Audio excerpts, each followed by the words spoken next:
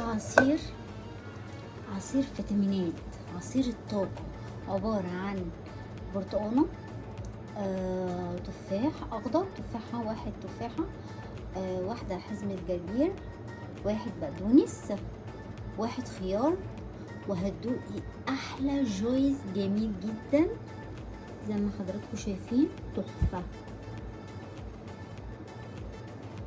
واو، طعمه روعة، مفيهوش اي طعم خضار، جميل جدا بالهنا والشفا.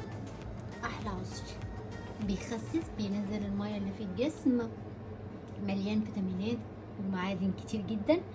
وبالهنا والشفا. باي باي.